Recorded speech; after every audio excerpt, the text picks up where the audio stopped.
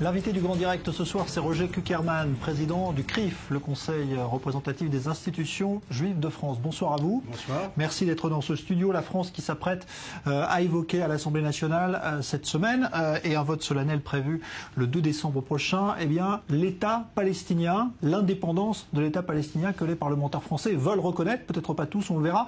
Quelle est la position du CRIF là-dessus? Parce que finalement, c'est un rôle politique dans lequel vous ne souhaitez peut-être pas vous engager.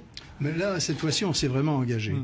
On s'est vraiment engagé parce que cette proposition du Parti socialiste, c'est une proposition du groupe socialiste à l'Assemblée, secondée par la présidente de la Commission des affaires étrangères, tous socialistes.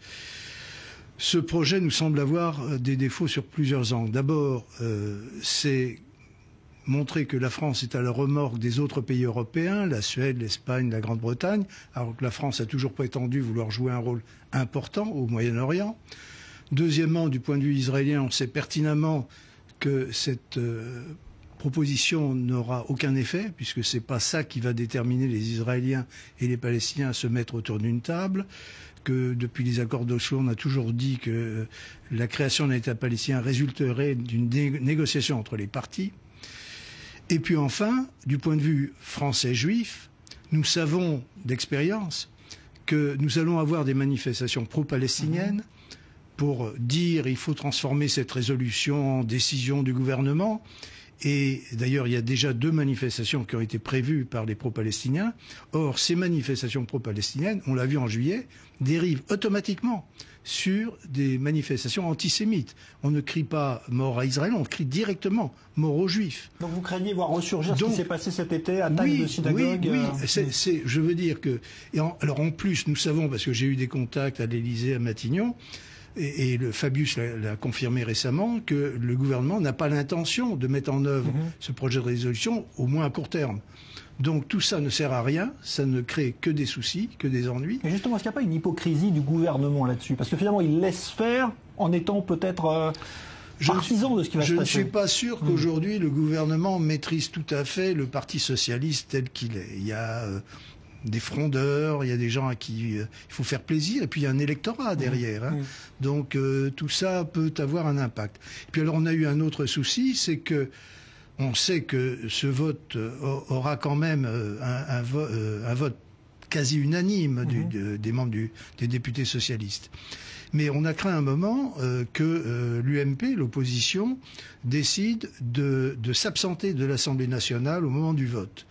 Ce qui, dans leur esprit, était une protestation contre la procédure, mais qui, dans notre esprit, se serait traduit comme une abstention. Autrement dit, on aurait eu d'un côté une assemblée quasi unanime qui propose la reconnaissance de l'État palestinien, et de l'autre côté, une opposition qui s'en désintéresse.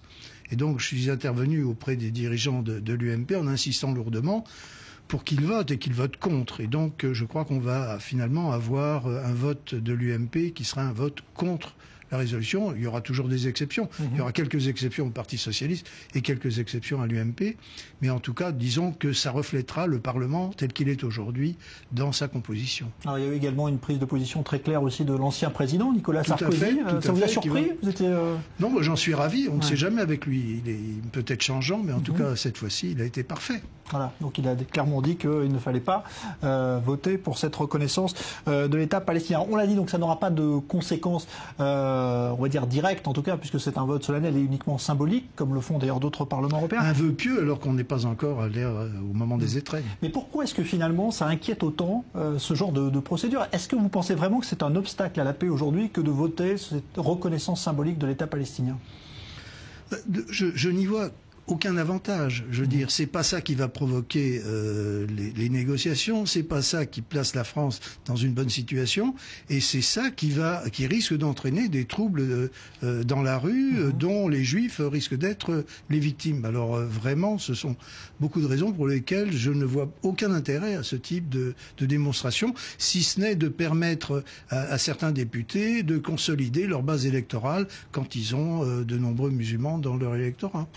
Alors aujourd'hui, il y a un débat aussi qui agite Israël et qui peut peut-être aussi concerner les communautés juives à l'étranger, c'est-à-dire celui de vouloir inscrire à tout prix ce caractère juif pour caractériser l'État d'Israël. Donc c'est le dossier cher à Benjamin Netanyahou qui suscite une vraie polémique ici. Les Arabes qui créent de la discrimination, la gauche qui estime que ce n'est pas nécessaire et que ça va à l'encontre du caractère démocratique de l'État d'Israël. Vous en pensez quoi, vous, vu de France? D'abord, il n'y a pas que la gauche qui semble s'y opposer, puisque nous avons rencontré hier le président de l'État d'Israël, qui était très clairement opposé également au projet. On a rencontré pas mal de personnel politique et on sent bien que finalement c'est une opération de politique interne très compliquée dans laquelle il est difficile d'y voir clair, mais dont l'objectif est probablement de modifier la composition du gouvernement à l'occasion d'élections à venir.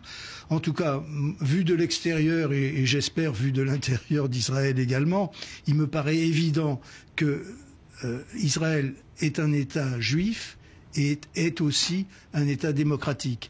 Et que dans le mot État juif, il y a le contenu démocratique qui est nécessairement attaché. Et donc je crois qu'on ne peut pas mettre l'État juif au-dessus ou la démocratie au-dessus. Les deux sont à égalité. Ils doivent être présents dans l'État d'Israël. Ils le sont depuis la déclaration d'indépendance de Ben Gurion et j'espère qu'ils le resteront éternellement. Cette semaine, le gouvernement israélien a annoncé des mesures visant à faciliter encore plus l'émigration de juifs du monde entier et notamment de France puisqu'elle est de plus en plus importante vers Israël.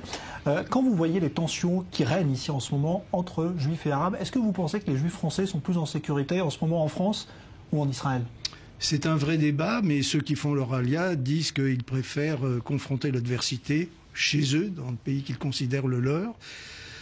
Pour le CRIF, la situation est un peu particulière, c'est-à-dire que nous ne pouvons que considérer que ceux qui décident de faire leur alia